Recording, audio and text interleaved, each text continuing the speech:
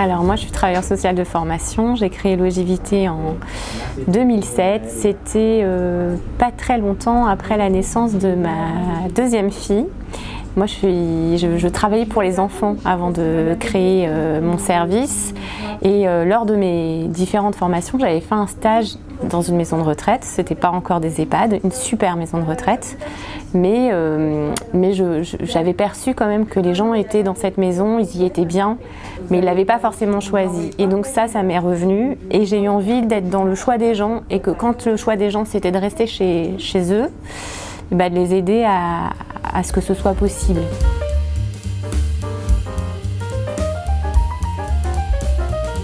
Moi, mon service, je le vis plutôt comme un petit centre d'action sociale spécialisé dans le soutien et l'aide aux personnes en perte d'autonomie ou en situation de handicap ou malade à rester chez elles. En fait, voilà, c'est vraiment ça mon projet et pour y arriver, je travaille avec tous les gens que vous voyez là, des travailleurs sociaux qui se rendent chez les personnes qu'on nous confie et des auxiliaires de vie qui, in fine, vont tous les jours au plus près des gens, les aider à réaliser les gestes essentiels de la vie quotidienne.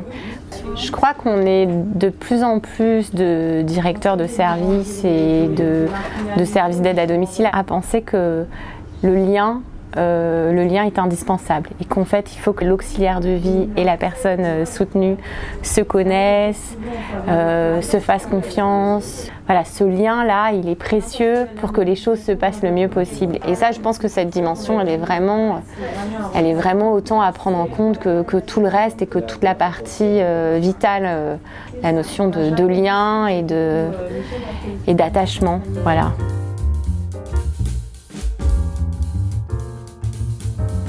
Alors non, ce n'est pas facile, juste avec les aides attribuées dans le cadre de l'APA, c'est très compliqué et ça peut s'avérer même d'une grande violence puisqu'en fait il faut bien comprendre que quelqu'un qui n'a plus ni ses capacités physiques ni ses capacités intellectuelles, enfin voilà, qui est vraiment qui est très désorienté, au mieux il aura 2 heures ou 2 heures et demie de présence d'auxiliaire de vie par jour, au mieux. Mais c'est pas suffisant, enfin je veux dire, du coup il y a certains services qui se retrouvent à faire des passages d'une demi-heure pour fractionner, pour balayer toute la journée. Mon service, on a cette chance d'être à Paris, on a décidé de refuser les interventions de moins d'1 heure, voilà. Mais ça veut dire qu'on vient que 2 fois, si on n'a que 2 heures. Donc il n'y a pas de bonne ou de mauvaise formule, quoi. L'idée c'est de se dire si on arrive à améliorer le plus possible les conditions d'intervention des auxiliaires de vie, si on est le plus possible à leur écoute, alors on fera quand même mieux à moyen égal.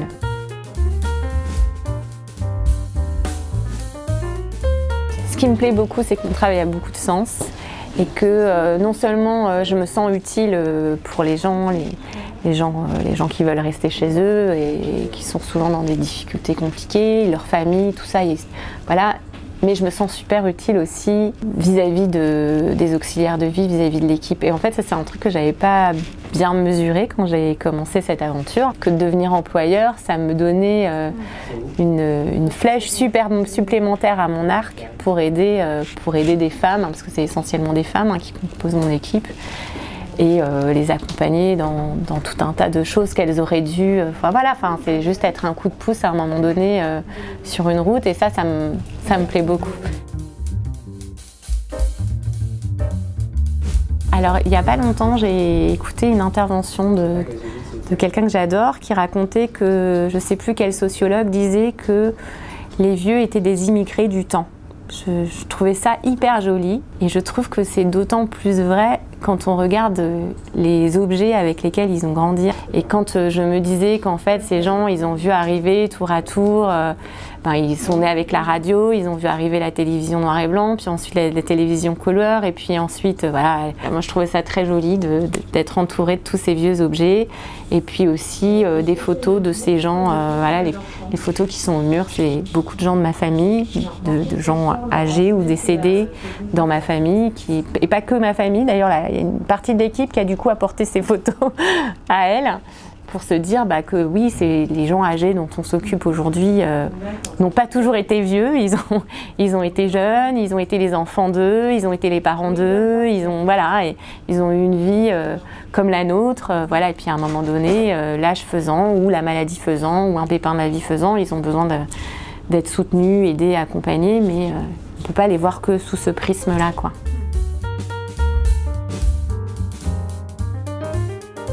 Les livres, les tribunes, les petites histoires, les témoignages, les vidéos, ça a été quelque chose d'un peu viscéral, dans le sens où je comprends bien que de l'extérieur, les gens ne mesurent pas la complexité de ce qu'on fait. Et donc du coup, j'ai eu envie d'embarquer le tout public dans notre quotidien, et à travers mon quotidien, le quotidien de tous les services d'aide à domicile, parce qu'en fait, il n'a rien d'original, mon quotidien. C'est vraiment le quotidien de n'importe quel service. Et puis, je me rends compte que toutes ces auxiliaires de vie, les professionnels que vous voyez derrière moi, finalement, tous ces gens-là, c'est des invisibles. La société ne les connaît pas. On les a un peu plus vus pendant la crise sanitaire, un peu plus. Mais voilà, il y a encore confusion. Alors, je recevais un message super désagréable d'une dame qui disait « Mais qu'est-ce que vous foutez? Vous n'avez pas fait la poussière ?» Chez ma mère. Bon. Non, nous on n'est pas payé pour faire la poussière, on est payé pour faire avec votre maman tout ce qu'elle peut encore faire, et on ne fait à sa place que quand vraiment elle est trop fatiguée ou trop fragile. Et ça, c'est quelque chose qui est quand même, c'est pas encore bien compris par tout le monde. Alors La vie chez soi, c'est mon 3e livre. C'est le média social qui m'a demandé de raconter des petites chroniques et qui m'a donné carte blanche pendant 1 an. Et c'est vrai que je me suis régalée à raconter une histoire qui était vraiment arrivée dans le mois, dans mon service. Et c'est ces petites histoires qui sont toutes réunies avec d'autres histoires inédites qui ne sont pas passées dans le média social, qui sont réunies dans ce bouquin, où vraiment on est du coup avec l'auxiliaire de vie, chez la dame, le monsieur qui a besoin de soutien, où on est avec moi dans mon service, avec l'équipe qui décroche le téléphone, qui se retrouve. Voilà, c'est souvent des situations rocambolesques, touchantes, émouvantes, drôles, décalées. Des fois ça met en colère, des fois ça fait rire, des fois ça émeut. Et moi j'avais envie de raconter notre vraie vie, quoi. Alors moi, comme je vous le disais, moi je suis vraiment fan d'Hold Up, parce que c'est vraiment des vieux qui ont décidé de rester debout jusqu'au bout, de faire entendre leur voix, de peser encore sur cette société, de pas laisser la collectivité décider pour eux. Ils me rappellent qu'en réalité, les vieux que j'accompagne ne sont pas tous les vieux. C'est pas forcément, les vieux, c'est pas forcément des gens fragiles, c'est pas forcément des gens à protéger, c'est pas forcément des gens à soutenir. Voilà, ils sont dans la vie, ils sont pluriels, et voilà, je les trouvais pas tant, quoi.